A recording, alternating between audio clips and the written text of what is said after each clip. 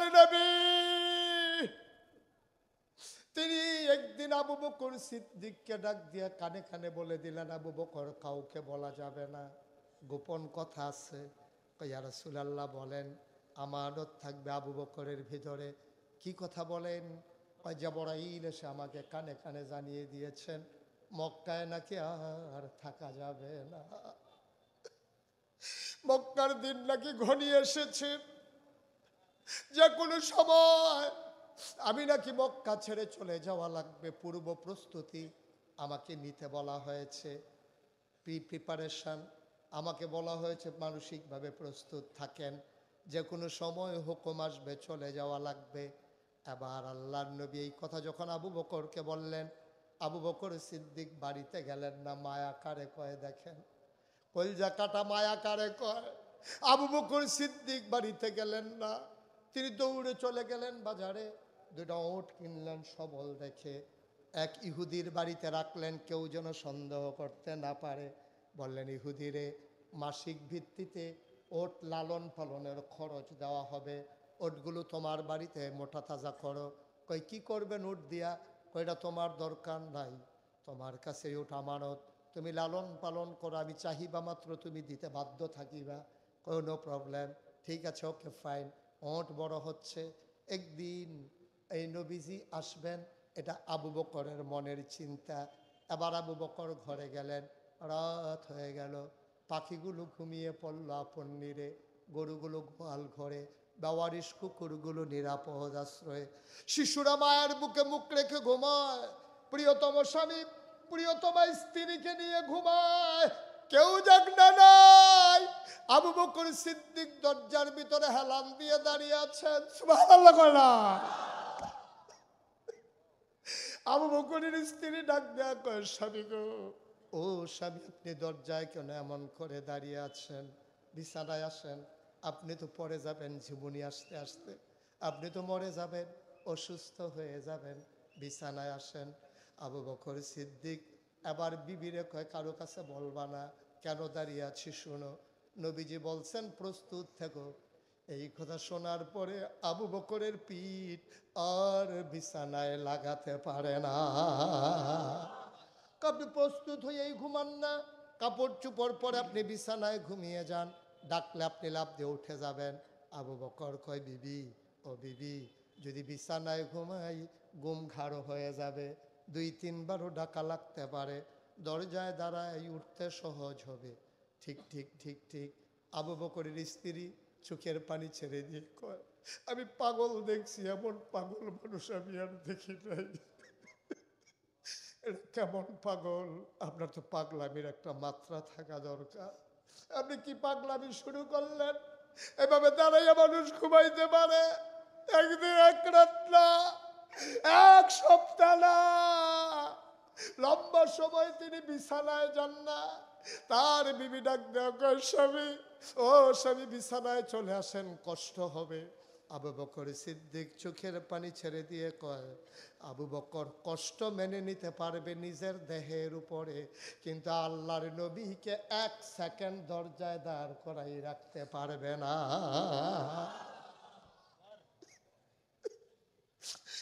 ঠিক ঠিক তিনি আর বিছানায় গেলেন না। একদিন আল্লাহর নবী দরজায় এসে আস্তে করে নক করলেন, একেবারে মৃদু সুরে ডাক দিলেন, আবু বকর। লাফ দিয়ে আবু বকর দরজা খুলে দিয়ে কয়, লাব্বাইক ইয়া রাসূলুল্লাহ। সুবহানাল্লাহ। শেষরাত্রে একটা ডাক দিলেন, তিনি 1 সেকেন্ড দেরি হলো না, তিনি দরজা খুলে দিয়ে কয়, লাব্বাইক ইয়া রাসূলুল্লাহ। নবী চমকে উঠলেন, থমকে দাঁড়ালেন, আশ্চর্যান্বিত হয়ে গেলেন, এরা মানুষ না অন্য কিছু, কেমনে রে টের পাইনি আবু বকর? এমন এক ডাকে তো ঘুম ভাঙার কথা না। আবু বকর কয়, নবী গো, আপনি যেদিন বলেছেন প্রস্তুত থেকো, ওই দিন থেকে আবু বকরের পিঠ আর বিছানা দেখে নাই। আল্লাহর নবী কয়, চলো। কয়, প্রস্তুত? লাব্বাইক ইয়া রাসূলুল্লাহ। আপনার আবু বকর প্রস্তুত। কয়, চলো চলো, বের হয়ে যায়। আল্লাহর নবীকে আবু বকর ডাক দেখো, ওই বাড়িতে একটু যাওয়া লাগবে। কয়, ওখানে কি? কয়, যেই দিন আপনি বলেছিলেন ওই দিন আমি 2টা উট কিনে রেখেছিলাম, কারণ আপনার কষ্ট হবে হাঁটতে, মরুভূমির এবড়ো থেবড়ো পাথরের পথ, আর পাড়ি দেওয়া লাগবে দীর্ঘ পথ, আপনি ক্লান্ত হয়ে যাবেন। নবী আপনাকে বলি নাই আমি 2টা উট কিনে রেখেছি গো নবী। আল্লাহ নবী কই নিয়ে আসো। ওট আনা হলো, 2 জন চললেন। আবার নবীজি হাঁটা দিলেন উল্টা দিকে, নবীজিকে উঠ ওই দিকে ঘোরাও। নবী আবু বকর বললেন গুস্তাকি মাফ কর দিজিয়ে, বেয়াদবি মাফ করবেন। নবী গো আপনি কি মদিনার রাস্তা ভুলে গেছেন? আপনি তো উল্টা পথে হাঁটা শুরু করেছেন। নবী মুচকি হেসে কয় পথ ভুলি নাই, কাফেরদেরকে ধোঁকায় ফেলতে চাই। আমি পথ ভুলি নাই, কাফেরদেরকে বিভ্রান্ত করতে চাই, কারণ আমাকে যখন ঘরে পাবে না ওরা মদিনার রাস্তায় খুঁজবে। এজন্য আমি উল্টা পথে হাঁটা দিলাম, ওই পথে কেউ খুঁজবে না। ঠিক ঠিক নবী চলে গেলেন উল্টা পথে। হাঁটতে হাঁটতে হাঁটতে হাঁটতে কিছু দূর যাওয়ার পরে পূর্ব আকাশ ফর্সা হয়ে গেল, সূর্য উঁকি মারল, সোনালি রোদ পৃথিবী ছেয়ে দিতে শুরু করলো। আল্লাহর নবী হাঁটতেছেন তো হাঁটতেছেন আপন মনে। আবু বকর সিদ্দিক ডাক দেয়া কয় নবী গো, ও নবী আমরা বোধহয় এখন ধরা পড়ে যাব, সূর্য উঠে গেছে, রাখালেরা বের হয়ে যাবে পশু নিয়া, আমরা বোধহয় ধরা পড়ে যাব। আল্লাহর নবী ডাক দেয়া কয় আবু বকর নো টেনশন, ওয়ালা তাহিনু ওয়ালা তাহজানু ওয়া আনতুমুল আলাউনা ইন কুনতুম মুমিনিন। কোনো ভয় নাই, কোনো পেরেশানি নাই, সফল কাম আমরা হবই হব যদি আমরা মুমিন হই। সুবহানাল্লাহ কয় না? ও বাংলার মুসলমান, মুসলমান নো টেনশন। এই যেই পথে নেমেছ এই পথ কুসুমাস্তীর্ণ না, এই পথ কণ্টকাকীর্ণ। এ পথে চলতে গেলে পা রক্তাক্ত হবে, এ পথে চলতে গেলে ওই পিচ্ছিল পথে পা পিছতে পড়ে যাওয়ার ভয় আছে, সম্ভাবনাও আছে। এই পথ কাটা বেছানো পথ, এই পথ বড় বন্ধুর পথ, এই পথ বড় অমসৃণ পথ। এই পথে চলতে গেলে নিয়ত করে নেমে যেতে হবে। সুতরাং বাংলার মুসলমান, টুমচরের মুসলমান, লক্ষ্মীপুরের মুসলমান, বীর মুজাহিদেরা মনে রাখবা, এই পথে চলতে গেলে মামলা হবে, হামলা হবে, জেল জুলুম নির্যাতন হবে, গুম হবে, প্রয়োজনে জীবন দেওয়া লাগবে, ইমান দেওয়া যাবে না। রাজি আছো কিনা হাত তুলে দেখা। আল্লাহর নবী ডাক দেয়া আবু বকর রে, ধরা পড়ে যাব না, আল্লাহ আছেন। সুবহানাল্লাহ, সুবহানাল্লাহ। কি আবার কনফিডেন্স, কি আত্মবিশ্বাস। ফাঁসি হইলে এটার ভিতরে আমার কল্যাণ, এটাই বিশ্বাস রাখতে হবে। নাইলে ফাঁসির 1 ঘন্টা আগে কোনো মানুষ কি বলতে পারে আমার ফাঁসি হবে কখন? কয় আরো 1 ঘন্টা বাকি আছে। কয় 1 ঘন্টা আমি কি করব? শরীরটা খারাপ লাগতেছে, একটু ঘুমাই নেই। ঠিক ঠিক ঠিক ঠিক আমার মীর কাশেম আলী ফাঁসির আগে সুন্দর করে তিনি ঘুমিয়ে পড়লেন। কিভাবে সম্ভব? কিভাবে সম্ভব? একটা মানুষ একটু পরে ফাঁসি হবে, সে জিজ্ঞেস করতেছে কখন ফাঁসি হবে? আমি একটু ঘুমাই, আমার একটু আগে জাগিয়ে দিও যেন নফল নামাজ পড়ে অজু করে যেন আমি ফাঁসির মঞ্চে যেতে পারি। দেখি মানুষ আন্দাজ করতে পারবা? এই মানুষগুলোর নামে তোমরা অপবাদ দাও। মানুষগুলো নারী নির্যাতন করেছে, এই মানুষগুলোর বিরুদ্ধে তোমরা অপবাদ দাও। তারা নাকি মানুষের বাড়িতে আগুন লাগিয়েছে, পাগল ওই কথা বিশ্বাস করে না, ঠিক না? কার নামে কি কথা কও বেড়া? মুখে দিয়ে আসলেই হইল। বাংলার মুসলমানরা বিশ্বাস করে না, এখনো করে না, আগেও করে নাই, ঠিক কি না কও? তোমরা কম করেছো। আমার 2 জন মন্ত্রী 5 বছর মন্ত্রণালয় চালিয়েছে, 3টা মন্ত্রণালয়।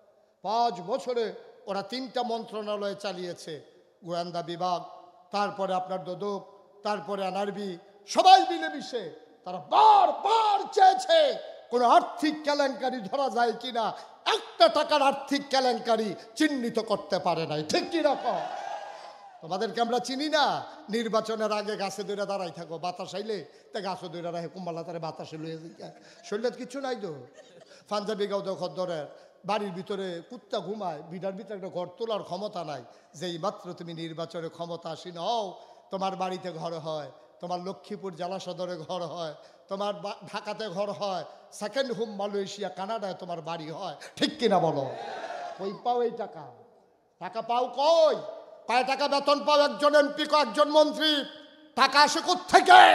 এই টাকা আমার টাকা, এই টাকা তোমার টাকা। ঠিক কিনা বলো? মানুষের টাকা লুটে পুটে খাও, আবার সুন্দর সুন্দর কথা কও, মনে হয় যেন ফেরেস্তা নাজিল হইছে। প্রত্যেক বছর উমরা করতে যায়, গোনা টোনা মাফ করাইয়া নিয়ত করে আইতে আছে, আল্লাহ আগে যা করছিলাম মাফ করে দিয়ে আবার গোনা করে আগামী বছর আইতে আছি, আবার সাইডে টাইডে আগামী বছর আইতে আছি গোনা টোনা। নাউজুবিল্লাহ বলবেন না? জোরে বলবেন না নাউজুবিল্লাহ? আল্লাহর নবী এবার একটা গুহার সামনে গিয়ে দাঁড়ালেন। আবু বকর সিদ্দিক কইয়া রাসূলুল্লাহ, আপনি এই লোকটাকে বসাই দেন তো, একটু একটু বসেন বসেন বসেন। না না না, নট অ্যালাউ, নট অ্যালাউ, এটা অসম্ভব, এটা ফাঁসি হইতে পারে, এরপর আপনি উঠতেন পারতেন না, বসেন। কি করবেন আপনি 10 মিনিট আগে গিয়া? পেশাব ধরলেও 2 ঘন্টা রাখা যায়, অভিজ্ঞতা আমার আছে, রাখেন। বসেন, আপনি এদিকে ঘুরে বসেন। হ্যাঁ, উনি মনে করছে অন্য হুজুর। টেরে ফাইসা না কোন মাহফিল আইয়া বইছে এই ভাড়ায়। এই আবার বাসার লোকে বান্ধিয়ালা।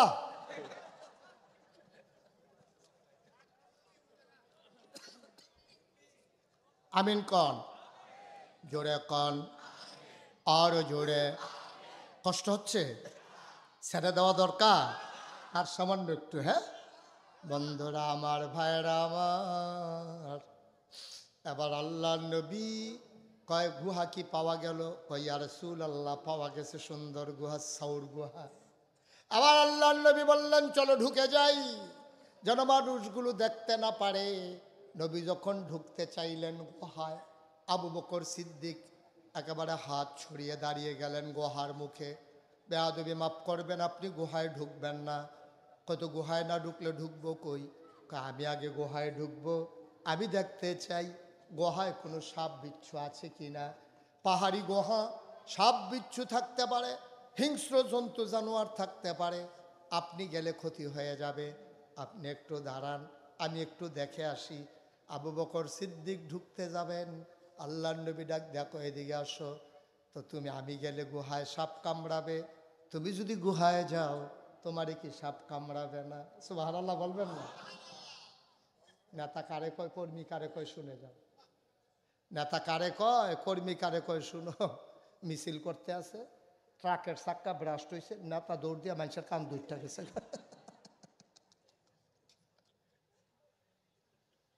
আহারে নেতারে।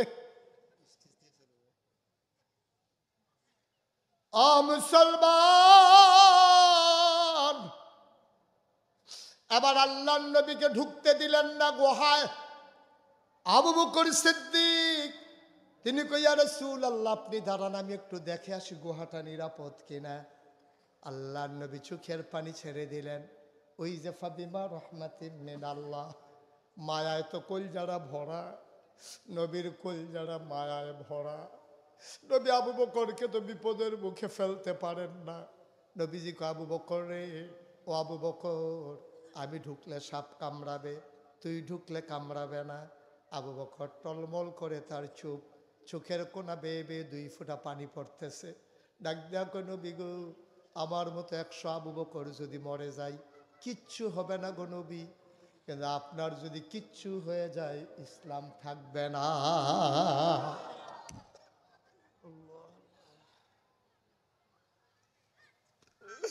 আমি যদি মরে যাই কি হবে ইসলামের? আপনি যদি কিচ্ছু হয় নাম নেওয়ার থাকবে না ইসলামের, আমার আল্লাহর নাম মুছে যাবে জমিন থেকে। ও মাওলা রব, ও নবী আমার, আমি ঢুকি, আপনি একটু দাঁড়ান। ঠিক ঠিক আবু বকর ঢুকলেন, দেখে শুনে এসে বললেন, আহলান সাহালান মারহাবা, গুহায় আপনাকে স্বাগতম, মোস্ট ওয়েলকাম। নবীজি ঢুকলেন, আবু বকরও ঢুকলেন। নবীজি বললেন, আবু বকর, ও আবু বকর, বড় ক্লান্ত শরীর, নির্ঘুম রাত, শরীরটা দুর্বল মনে হচ্ছে, একটু আরাম ফরমাইতে পারলে ভালো লাগতো। আবু বকর কয়, কোনো সমস্যা নাই, আমি আসন পেতে বসি, আমার কোলে মাথা রেখে আপনি শুয়ে পড়ুন। আল্লাহ আবু বকর সিদ্দিক আসন পেতে বসলেন। আল্লাহর নবী কুলের ভিতরে মাথা রেখে শুয়ে পড়লেন। আবু বকর আবার চতুর্দিকে তাকাইয়া দেখে আল্লাহর নবীকে পাইয়া আস্তে করে আঙ্গুল দিয়ে কপাল টিপে দিলেন, চুলের মাঝে বিলি কেটে দিলেন। আনন্দে নবী চোখ বন্ধ করে ফেললেন। আবার আবু বকর তাকাইয়া দেখে কি প্রশান্ত চিত্ত, কি সুন্দর তার চেহারা, এমন সুন্দর কি মানুষ হয়। চুলগুলো তার হালকা কোকড়ানো, ঘাড় পর্যন্ত প্রলম্বিত, তল দিয়ে যখন চুল আশ্রায় সাহাবারা অবাক বিস্ময়ে তাকিয়ে থাকে। মনে হয় চুলের মাঝে যেন মৃদুমন্দ ঢেউ দেখা যায়। কি সুন্দর নবী আমার! না ছিলেন একেবারে লম্বা, না ছিল একেবারে খাটো, তিনি ছিলেন মধ্যম আকৃতির। চুলগুলো তার হালকা হালকা কোকড়ানো। এত কাছ থেকে আবু বকর নবীরে কোনোদিন দেখে নাই। কোলে মাথা, নবীর দিকে চাকিয়েছে অবাক বিস্ময়। কি নবী আমার! আবু বকর তাকিয়ে আছে। এই সেই নবী, মদিনায় যখন কারো চুলায় আগুন জ্বলতো না, মক্কায় যখন অভাব দেখা দিত, বাচ্চাগুলারে কোলে নিয়ে মায়েরা নবীর দরজায় এসে দাঁড়িয়ে যেত। নবী যখন ঘর থেকে বের হতেন, মায়েরা বলতেন, ওই দেখো দেখো দেখো উনি বের হয়েছেন। নবী বুঝতেন না কি দেখাইতে চায়। নবী জিজ্ঞেস করতেন, মায়েরা, ও আম্মা, বাচ্চাকে কি দেখাইতেছেন? ওই 3 দিন ধরে চুলায় আগুন জ্বলে না, নবী গো খাবার দিতে পারি না, ঘরের ভিতরে বাচ্চাটা কান্দে, আপনার একটা নজর যদি দেখাই নিতে পারি, বাচ্চাগুলা সারাদিন আর কাঁদে না। চোখগুলো তার টানা টানা, কপালটা তার চৌড়া, ভ্রুগুলো তার জোড়া ভ্রু। আমাদেরটা যেমন মাঝে ফাঁকা, নবীরটা একসাথে লাগোয়া। চোখের পাতাগুলো গোলাপি রঙের, এক একটা ফুটন্ত গোলাপের গোলাপি রঙের পাপড়ির মতো। সাদা অংশ রক্তিমাব সাদা, কালো অংশ কৃষ্ণ কালো, গায়ের রং দুধে আলতায় মেশানো। নাকটা তার খাড়া, ছিদ্রগুলো তার ছোট ছোট, ঠোঁটের উপরে তার চিকন সরু গোঁফ। ঘুমিয়ে আছেন নবী, মনে হয় যেন ঘুমের মাঝে আমার নবী মুচকি মুচকি হাসতেছে। হঠাৎ করে আবু বকরের নজর চলে গেল গুহার গায়ের দিকে। তাকাইয়া দেখে অনেকগুলো গর্ত দেখা যায়। গর্তের মুখ থেকে সাপের জিভ লক লক করে। আবু বকর ভয় পেয়ে গেলেন, টান দিয়া নিজের পাকড়িটা ছিঁড়ে টুকরা টুকরা করে নিলেন। সবগুলো গর্ত আবু বকর সিদ্দিক বন্ধ করে দিলেন টুকরা কাপড় দিয়া। কাপড়ের টুকরা শেষ, গর্ত রয়ে গেল একটা। সুবহানাল্লাহ বলবেন না? গর্ত আরেকটা রয়ে, কিন্তু কাপড়ের টুকরা শেষ, গর্ত রয়ে গেছে কয়টা? মা কথা কয় না, দেখি কয়টা? কাপড়ের টুকরা শেষ, আর কাপড় নাই, কিন্তু গর্ত রয়ে গেছে একটা।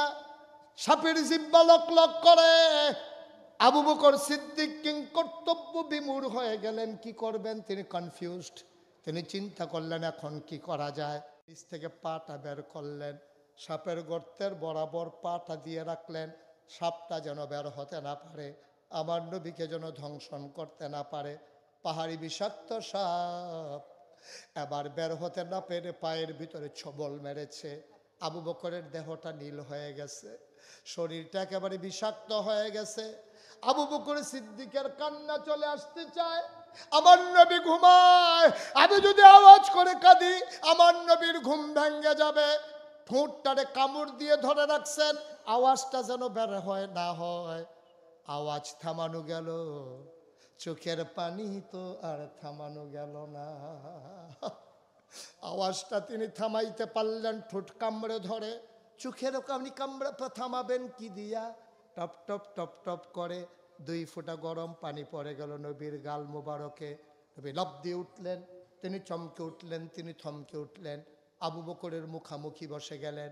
ডাক দেখো আবু বকর, ও আবু বকর, আবু বকর রে, বাড়ির কথা বুঝি বড় বেশি মনে পড়ছে রে আবু বকর। এই ইসলাম মানতে গিয়ে তুই কত কষ্ট করলি, ব্যবসা ছেড়ে দেওয়া লাগলো, মক্কার মানুষগুলো তোরে টিটকারি মারলো, মস্কারা করলো, তোর আর আমার তো কোনো অপরাধ ছিল না। অপরাধ তো একটাই, ওয়ামা নাকামু মিনহুম ইল্লা আইয়ুমিনু বিল্লাহিল আজিজিল হামিদ। আমরা যারা এখানে আছি আমাদের একটাই অপরাধ, আমরা এক আল্লাহর উপরে ঈমান এনেছি, ঠিক কিনা? কোনো অপরাধ না। আল্লাহর নবী ডাকে কয়, আবু বকর, ও আবু বকর, কান্দো কেন? কথা মনে আছে নাকি? বাড়ির কথা মনে পড়ে গেল নাকি? আল্লাহর নবীর সামনে আবু বকর চোখের পানি ছেড়ে দিয়ে কয়, নবী গো, ও নবী, যেই নবীর চেহারার দিকে তাকাইলে ছোট বাচ্চারা খাবারের কথা ভুলে যায়, আর এই নবী আমার কোলে, আমি বাড়ির কথা মনে করে কারে কাঁদবো? কি মনে করলেন আপনি? ও নবী, আপনি আমার চিনতে পারেন নাই, আপনি বোধহয় এখনো আমার মন মানসিকতা বুঝতে পারেন নাই। আবার নবীজি কয়, তাইলে কাঁদো কেন? ও নবী গো, মনে করেছিলাম বলবো না, জিজ্ঞেস করেছেন না বলে উপায় নাই। ও নবী, আপনি ঘুমিয়েছিলেন, সাপ আমার পায়ের ভিতরে ছোবল মেরেছে, ধ্বংসন করেছে। নবী বললেন, আগে বলবা না? আপনি ঘুমিয়েছিলেন, কেমনে আপনারে ডাকি? খাবো করে, তুইও বুঝি আমারে চিনলি না? আমার ঘুমটা বড় হলো, তোরে সাপে কামড়ালো, তুই আমারে ডাকবি না?